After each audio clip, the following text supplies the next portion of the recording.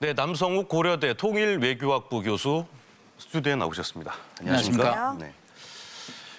남 교수님, 이번 주에 성김 대표 방한 이후에 이제 북한이 또 연쇄 담화를 발표하면서 한반도 정세가 이제 상당히 바쁘게 돌아갔는데 미국은 지금 계속 대화를 하자는 거 아닙니까? 근데 북한은 대화 요구를 일축하고 있어요. 북한 정말 대화할 의사가 없는 겁니까?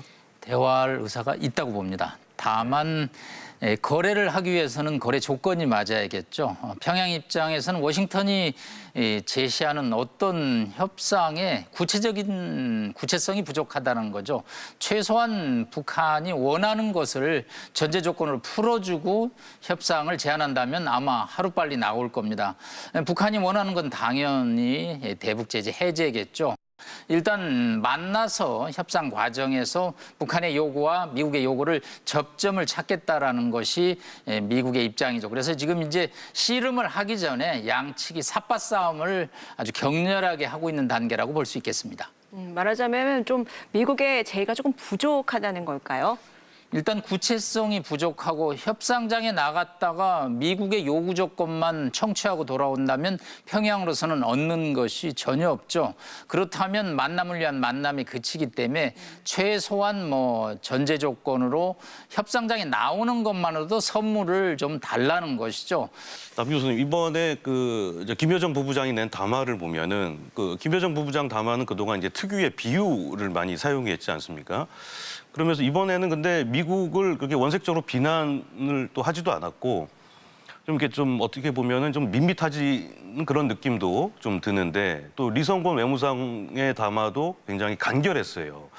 이게 왜 그렇게 나온 거죠? 아마 역대 북한 외무성이나 고위 당국자가 발언한 대미 내용 중에서는 가장 유화적이고 온건하지 않았느냐.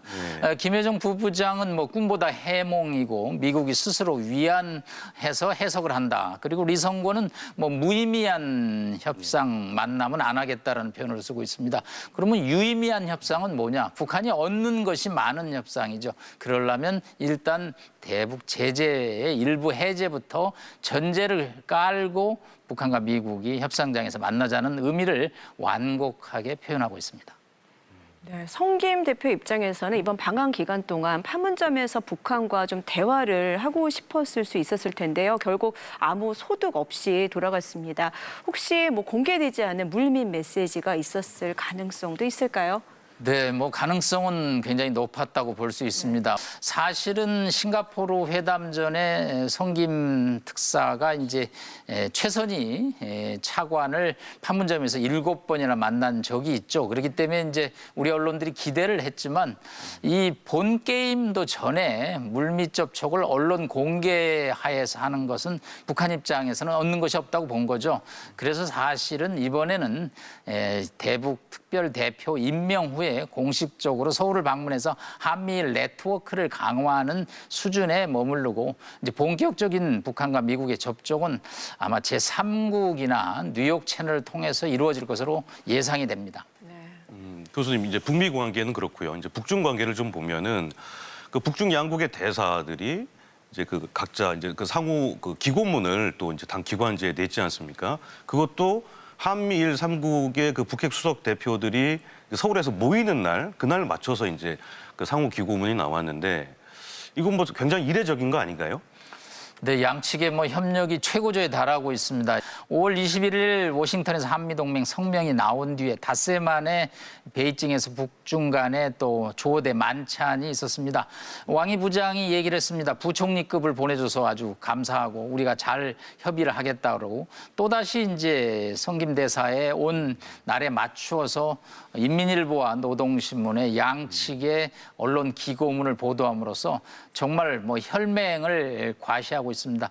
동북아의 미중 간의 어떤 갈등 이후에 한미일 또 북중의 세력 균형이 아주 첨예하게 지금 대립하고 있는 형국이 본격화되고 있습니다. 네. 최근 이 중국을 향한 북한의 행보를 보면 지난 2018년, 2019년의 모습을 떠오르시는 분들도 많을 것 같아요. 이 김정은 위원장이 당시 트럼프 미국 대통령과의 정상회담을 앞두고 전격적으로 중국을 방문을 했었는데 다음 달에도 굵직한 북중 기념일이 많은데 이번에도 또 중국을 방문할 가능성이 있을까요? 예, 7월 1일이 중국 공산당 100주년 되는 날입니다. 그렇기 때문에 뭐 중국으로서는 아주 지금 굉장히 경축 분위기를 고조시키고 있죠. 최대 혈맹 중에 하나인 북한의 고위 당국자가 방중을 해서 이제 양측의 우호 협력 관계를 과시할 것으로 예상이 됩니다. 다만 지금 코로나로 북중 1,400km의 국경이 철통 방어에 들어가고 있습니다.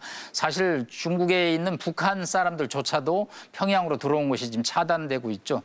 김정은 위원장의 방중이 임박했다라고 표현하기는 어려울 것으로 보입니다. 네, 남성욱 교수님 말씀 여기까지 듣겠습니다. 오늘 감사합니다. 고맙습니다.